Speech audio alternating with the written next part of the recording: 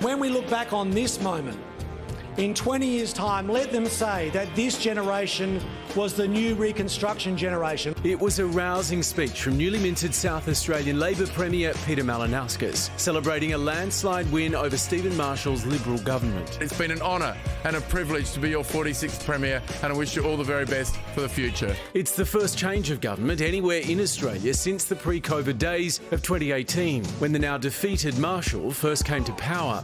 This year the key issue was health, with the government's response to Omicron and growing ambulance waiting times widely seen as the deciding factors.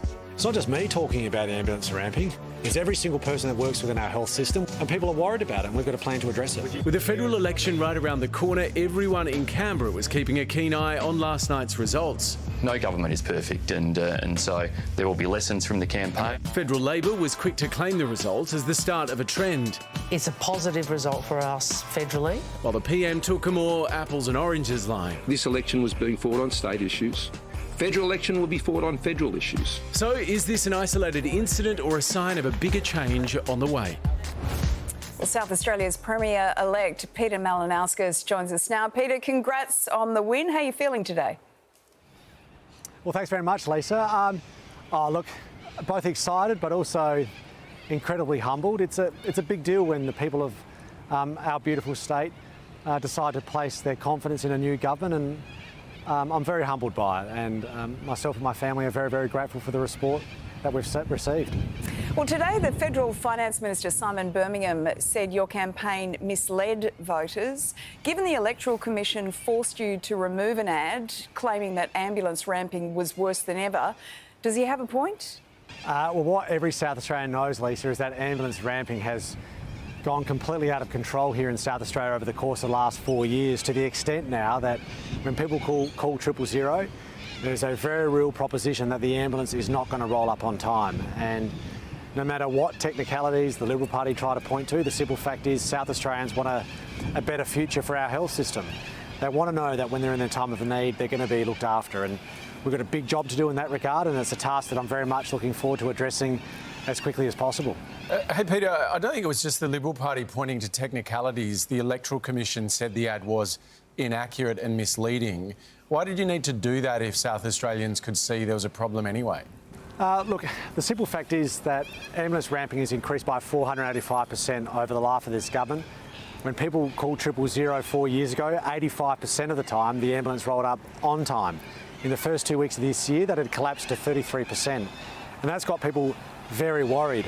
I think the Liberal Party complained about a particular technicality that an ambulance officer themselves used in a television commercial in a way that suggests that the Libs seem to be more focused on trying to suppress the voice of ambulance officers than they are about actually fixing the problem. And I think that's why we saw such an overwhelming result last night here in South Australia. Hey, Peter, we've got a federal election coming up in just a couple of months. Now, your Canberra colleagues reckon that your win is a sign of things to come, but the PM says that it was based on state issues. So who's right? The birds have a few opinions. Sometimes we yeah. Look, I think the nation right now is desperately looking for strong leadership that's got a clear vision about realising the opportunity, the once-in-a-lifetime opportunity that we have to build past the pandemic. And everything about our policy agenda, everything about my campaign was focused firmly on the future. And I can see that Albo is going to do the same thing at a federal level, and I think that puts federal Labor in a really competitive position. And I do hope that Albo is the next Prime Minister of Australia. Hey, Peter, let's talk about, what everybody was talking about during the campaign, which was your rigatoni. My God, when you got your shirt off at the pool, those photos, for people who have not seen them, firstly, congratulations on the rig, it's incredible. But who said to you, hey, let's take a photo shoot and get the shirt off?